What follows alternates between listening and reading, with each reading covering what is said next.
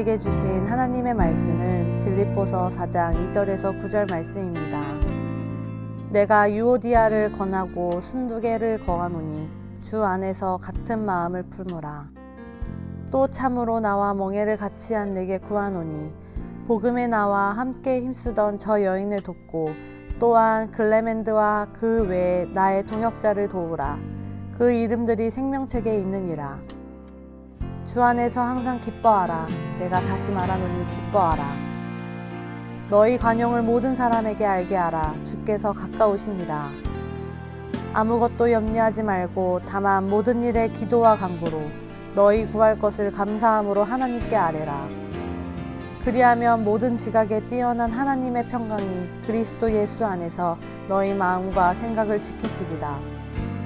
끝으로 형제들아, 무엇에든지 참되며 무엇에든지 경건하며 무엇에든지 옳으며 무엇에든지 정결하며 무엇에든지 사랑받을 만하며 무엇에든지 칭찬받을 만하며 무슨 덕이 있든지 무슨 기림이 있든지 이것들을 생각하라. 너희는 내게 배우고 받고 듣고 본 바를 행하라. 그리하면 평강의 하나님이 너희와 함께 계시리라. 오늘 이 말씀에 많은 은혜 받으시기 바랍니다.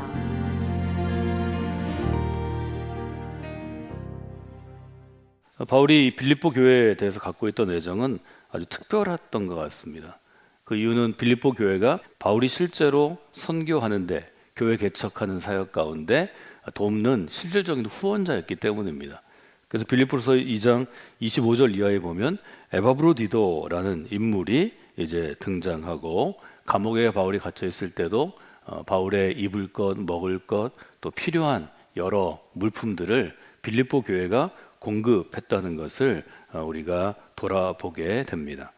그래서 바울은 빌립보 교회에 대해서 아주 좋은 마음, 호감을 갖고 있었고 또 그 호감이 지금의 우리들에게까지 전해지는 그러한 교회가 되었고 또 빌립보 교회에 보내는 편지가 되었습니다. 빌립보 교회에 아주 여러 가지 특징들이 나타나 있는데 그 중에 우리가 4장에서 볼 수 있는 특징들을 한번 돌아보면서 우리가 어떤 교회 공동체를 세우기 위해서 이루기 위해서 애쓰고 노력해야 하는가 하는 점을 돌아보시면 좋을 것 같습니다.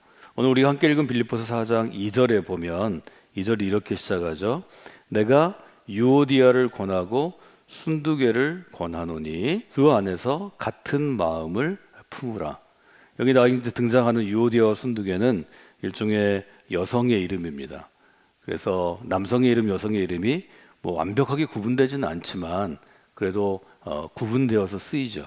유오디아와 순두개는 아마 그 빌립보 교회의 여성 리더였을 것이다. 우리가 이렇게 쉽게 추정할 수 있습니다.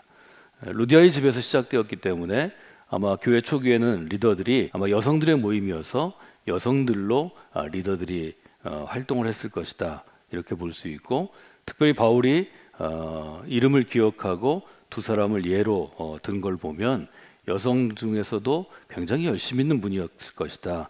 우리가 이렇게 볼 수 있습니다. 한국교회는 여성교회 사역이, 여성들의 사역이 아주 오래전부터 일제 강점기부터 시작해서 두드러진 교회 중에 하나인데요. 그래서 교회 안에서 교회를 열심히 섬기고 봉사하는 여성 리더들이 있죠. 그 중에 이제 빌립보 교회는 유오디아와 순두개가 있었는데 일을 하다 보면 또 교회 안에 다양한 사람들이 있는데 특별히 어떤 일을 추진하는 리더들은 각자의 좀 방식이 많이 다릅니다. 어떤 사람은 굉장히 강력하게 자기 리더십을 발휘하기도 하고 어떤 사람은 아주 부드럽게 발휘하기도 하는데 시대에 따라 좀 다른 것 같습니다. 제가 성장하던 시대, 한국이 계속해서 발전하고 또 성장하던 시대에는 강력한 추진력을 가진 리더를 아마 보통의 사람들이 원했던 것 같습니다. 목표점을 정하면 아주 불도저처럼 밀어붙여서 목표를 수행하고 또 목표를 수행할 때 부딪히는 것들 또 여러 가지 문제들은 있을 수 있는 일이라고 우리가 이제 이해해주고 감내했는데 21세기 들어서는 한국 사회가 요청하는 리더십이 좀 협조하는 리더십이고 나누는 리더십이고 부드러운 리더십을 원하는 것 같습니다.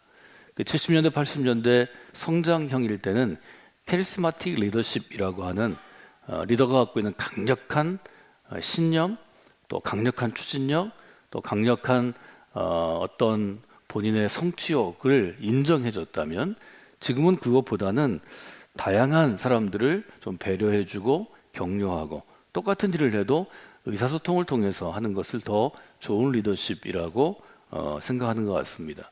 이것은 시대마다 상황마다 또 교회 리더십이 다르고 기업의 리더십이 다르고 또 정부의 리더십이 다르기 때문에 저는 선택의 문제라고 봅니다. 그래서 리더십의 색깔들은 다르지만 리더십을 통해서 이루어지는 일들은 본질적으로 마지막 결과에 가서 보면 그 일을 성취했느냐 성취하지 못했느냐 하는 것으로 결국은 이제 판가름이 나게 돼 있죠. 유디와 순두개가 교회 안에서 열심을 품고 또 리더를 돕고 교회를 세웠지만 두 사람 사이는 순탄하지는 않은 것 같습니다. 제가 보기에는 아마 리더십의 스타일도 다르고 아마 서로 경쟁을 했을 수도 있고 또 서로가 잘하는 것이 마음에 시기를 일으킬 수도 있을 것입니다. 이런 일들은 교회 안에서 우리가 봉사하고 일할 때에도 똑같이 일어납니다. 중요한 것은 바울이 이 두 사람을 향하여서 주 안에서 같은 마음을 품고 봉사하고 일하라고 권하는 것입니다. 이 점을 여러분 잘 보시면 좋을 것 같습니다. 우리가 교회 안에서 일할 때 여기 유오디아를 따르는 그룹이 있고 순두개를 따르는 그룹이 있을 텐데 이 그룹이 다 사이좋게 일할 수 있는 것은 그런 세상은 저는 없다고 봅니다. 리더십의 색깔이 다르고 스타일이 다르고 또 자기가 원하는 목표점이 다르기 때문에 교회 안에서도 서로 경쟁할 수도 있고 또 그 과정에서 어려움을 겪을 수도 있는데 바울은 그리스도 안에서를 강조합니다. 여기서 중요한 것은 그리스도 안에서입니다. 우리가 열심히 수고하고 봉사하는 것은 그리스도 안에서 그리스도의 뜻을 이루기 위한 것입니다. 이 점을 먼저 두고 그 다음에 그 그리스도 안에서 스타일도 다르고 방법도 다르고 또 성격도 다르지만 같은 마음을 품고 일하는 것이 매우 중요하다 하는 점을 보게 됩니다. 여기 같은 마음을 품다라는 헬라어는 어떤 뜻인가 하면 말에 곱비를 매는 것입니다. 그래서 마음의 곱비를 매라 이런 뜻이 있다고 제가 말씀을 드렸습니다. 마음의 곱비를 매는 것입니다. 말하자면 재갈을 물리는 것입니다.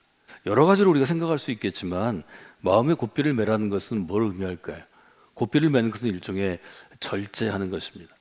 내가 앞으로 나아갈 때 곱비를 당기면 짐승이 나아가지 못합니다. 말하자면 차량으로 하면 브레이크를 밟는 것입니다. 같은 마음을 품는다는 것은 내가 하고 싶은 대로 내가 원하는 대로 달려가다가도 그리스도 안에서 이것이 교회 공동체라는 큰 어떤 그릇을 마음에 둘 때는 좀 브레이크를 밟을 수 있어야 한다는 것입니다. 저는 전에는 서로 교회 안에서 갈등이 있거나 싸우는 것이 좋지 않다고 봤습니다.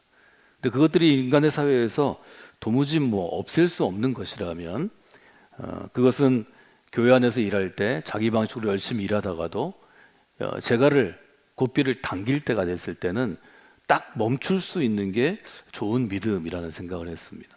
많은 분들이 자기 열심으로 일하면서 멈춰야 될 때 멈추지 못해서 더 나가서 충돌하는 경우들이 교회 안에 많이 있습니다. 여러분들이 교회에서 열심히 애쓰고 수고하는 것은 매우 중요한 것이지만 그리스도 안에서 우리가 같은 마음으로 일해야 하고 봉사해야 된다는 것을 마음에 두시면 좋겠습니다. 같은 마음을 품다 하는 것은 저는 그렇게 해석하고 싶습니다. 우리가 수고하고 애쓰는 목표점이 같다는 것입니다. 우리가 서로 불편할 수도 있고 또 스타일이 달라서 부딪히기도 하고 서로에게 좀 갈등이 있을 수 있지만 그 목표가 그리스도 안에서 그리스도의 공동체를 세우는 것이라면 그때는 우리는 마음을 같이 할 수 있습니다. 그래서 어떤 일을 하든지 이것이 그리스도를 위한 것인가, 공동체, 교회 공동체를 위한 것인가, 공동체 안에 있는 영혼들, 성도들을 위한 것인가, 이런 근본적인 질문을 우리가 던지면서 근본적인 질문을 위해서 열심히 일하는 것은 할 수 있으면 좀 허용하고 용납하는, 여기 빌립보서 우리가 읽은 구절에 보면 4절 이하에 관용하라라는 표현이 5절부터 등장하는데요. 관용이라는 표현은 서로 좀 허용해 주는 것입니다.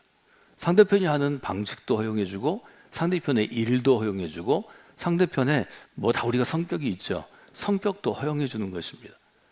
바울은 이 점을 아주 다양한 사람들과 더불어서 교회를 이루어 갈 때, 교회를 세워갈 때 아주 분명하게 생각한 일종의 크리스천 리더십, 교회 안에서 그리스도인의 리더십의 한 부분이라고 생각하면 좋을 것 같습니다. 왜 나와 다른 사람의 스타일을 하나님이 교회에서 또 우리가 함께하는 길에 허용하실까요? 나와 다르게 일하는 사람들을 보면서 내 자신이 나를 돌아보고 다듬고 성숙해 갈 수 있기 때문입니다. 우리가 다 일하는 방식이 같고 다 일하는 마음이 같다면 그것은 아주 지루한 일이 될 것입니다. 하나님께서는 다양한 사람들을 통해서 우리로 한 목표점을 바라보고 서로 다른 방향에서 서로 다른 길로 달려가게 하십니다. 이 점을 여러분들이 함께 마음에 두시면 좋을 것 같습니다. 같은 마음을 품고 우리가 해야 되는 일종의 행동의 방식, 삶의 방식이 있습니다. 3절에 보면 이렇게 되어 있죠. 나와 멍에를 같이 한 내게 구하노니 복음에 나와 함께 힘쓰던 저 여인들을, 부녀들을 도우라, 이렇게 되어 있습니다. 교회 안에서 우리가 행할 일은 어떤 것인가 하면 같은 마음을 품는 것이고 그 다음에는 도우려는 자세를 갖는 것입니다. 이 자세는 아주 차이가 많죠. 누군가를 도우려는 자세가 있는 사람이 있고 회방하려는 마음이 있는 자세가 있습니다. 우리가 같이 일을 해보면 이런 자세들이 확연한데요. 우리가 교회 안에서 일할 때는 서로 돕기 위한 존재라는 점을 자꾸 자기에게 알려줘야 합니다. 그 이유가 어디에 있는가 하는 것을 3절은 이렇게 얘기하죠. 글레멘드와 나의 동역자들을 도우라. 그 다음 읽어볼까요? 그 이름들이 생명책에 있느니라. 예를 들면 유오디아라는 사람도 순독이라는 사람도 서로 열심히 수고하고 봉사하다가 충돌할 수는 있지만, 갈등을 가질 수는 있지만 이 두 사람의 이름이 다 생명책에 있다는 것입니다. 바울은 이 점을 중시합니다. 우리가 교회 안에서 여러 가지 어려움들을 있을 수 있지만 내게 어려움을 주거나 내게 좀 불편한 사람도 생명책에 이름이 있다는 것을 우리가 인정해야 합니다. 다 하나님의 자녀이고 또 주님께서 귀하게 여기시는 영혼들입니다. 이것들을 우리가 인정하면 우리가 다 구원받아서 보편적으로 이해하는 것처럼 천국에서 영생을 누릴 사람들입니다. 천국에 가서 볼 사람들이라는 거죠. 이 점을 초기 교회에 아주 많은 조그맣고 큰 갈등들을 겪으면서 바울은 강조합니다. 빌립보서 2장 2절은 여러분들이 좋아하는 구절인데요. 마음을 같이 하십시오. 같은 사랑을 품으십시오. 뜻을 합하여야 합니다. 한 마음을 품어야 합니다. 유독 빌립보서에서 마음을 같이 해라, 한 마음을 품으라 계속 강조했다는 것은 저는 빌립보 교회가 상당히 좀 찌그럭찌그럭했던 것 같습니다. 서로 많이 부딪혔던 것 같습니다. 그걸 볼 때마다 바울은 한 마음을 품어야 하고, 왜 그런가 하면 빌립보서 2장 5절은 굉장히 중요한 교훈이죠. 여러분 안에 이 마음을 품으셔야 합니다. 이 마음은 곧 그리스도 예수의 마음입니다. 이게 빌립보서 2장 1절로부터 12절에 있는 그리스도 찬양시의 가장 중요한 구절 중에 하나입니다. 한 마음을 품어야 하는 이유에 대해서 아주 분명하게 3절이 얘기하는 것은 멍에를 같이 한 자라는 표현입니다. 여러분, 멍에는 여러분 아시죠? 소 두 마리가 함께 쟁기를 끌을 때 이 두 마리의 일종의 행동을 제어하기 위한 것입니다. 소 한 마리로는 힘이 적으니까 소 두 마리, 어떤 학자들은 네 마리까지 함께 끌었다, 이런 얘기가 있는데요. 밭을 갈아엎을 때, 여러분 지금이 이제 밭을 갈아엎는다면 소를 가지고 와서 멍에를 맨 다음에 쟁기질 할 때입니다. 이 밭을 가는 것, 즉 우리는 멍에를 같이 한 사람이라는 거죠.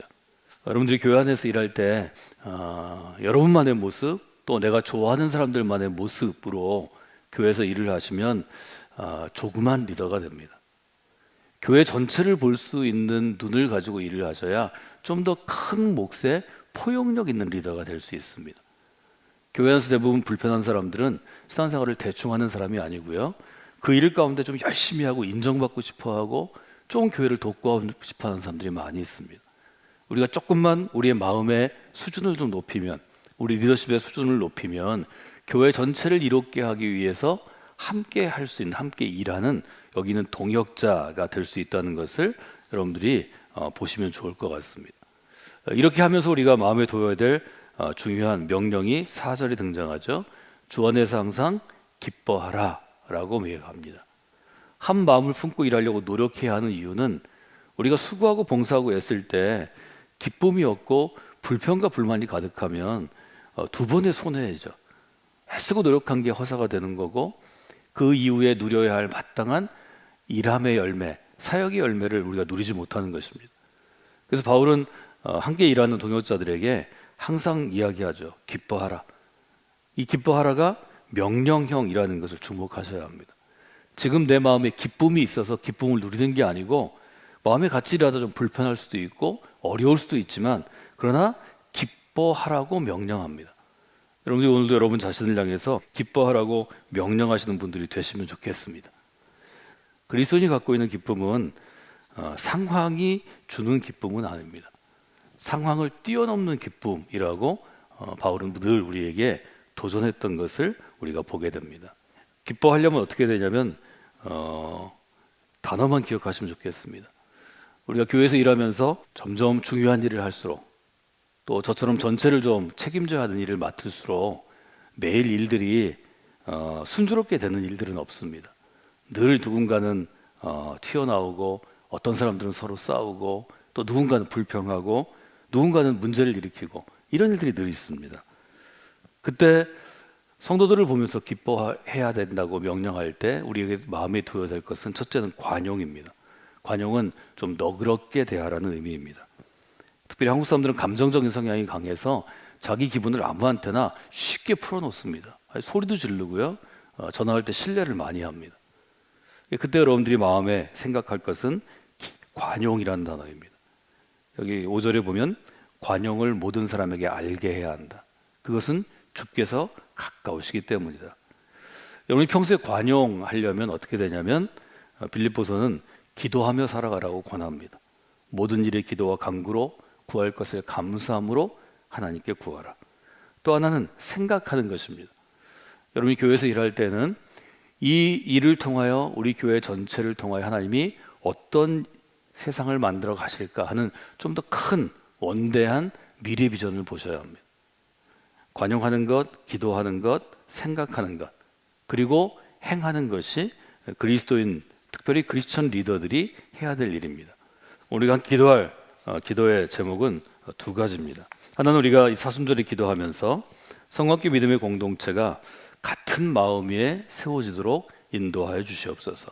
교회는 같은 마음을 품는 사람들이 많을 때 그때 잘 세워지고 부흥하고 발전합니다. 또 하나는 수고하고 애쓰는 사람들이 기쁨을 누리며 사역해야 합니다. 하나님의 사역을 할 때 기쁨을 누리지 못하면 쉽게 지치고 쉽게 원망하고 쉽게 불평하는 사람이 돼서 교회를 무너뜨리는 사람이 되기 쉽습니다. 같은 마음, 기쁨, 이 두 가지 단어를 여러분이 먼저 마음에 두시고 우리가 함께 오늘 기도하면 좋겠습니다.